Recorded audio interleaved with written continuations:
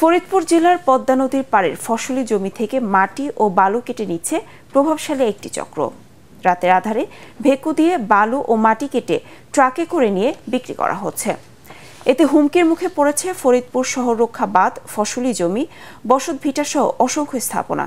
দীর্ঘদিন রাতের আধারে এভাবে মাটি ও বালু কেটে নেওয়া হলেও তেমন কোনো ব্যবস্থা নিচ্ছে না প্রশাসন, এমন অভিযোগ স্থানীয়দের। ফরিদপুর প্রতিনিধি কামরুজ্জামান সোহেলের রিপোর্ট, আরও জানাচ্ছেন আশিকুর রহমান। ওয়ালটন ফ্রিজ কিনে অনেকের মতো আপনিও হয়ে যেতে পারেন মিলেনিয়াল। সেরা পণ্যের সেরা অফার।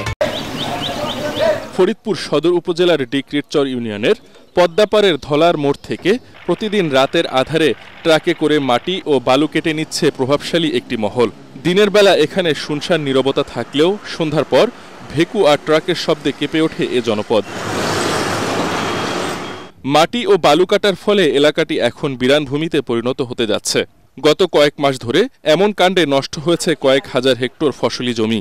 হুমকির মুখে রয়েছে অসংখ্য বসতভিটা ও স্থাপনা।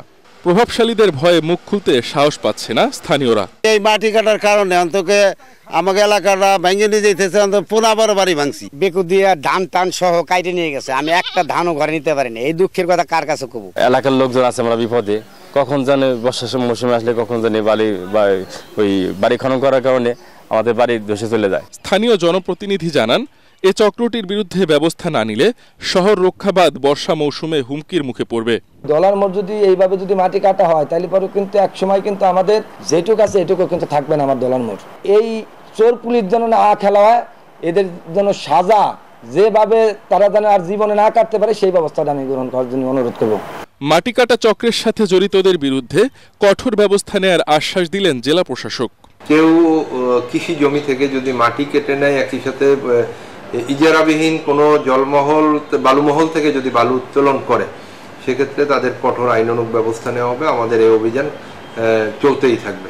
প্রভাবশালী অসাধু চক্রের তাণ্ডব বন্ধে প্রশাসনের নিয়মিত অভিযান পরিচালনা করার দাবি জানিয়েছেন নদীপাড়ের মানুষেরা। Bureau report, ATN Bangla.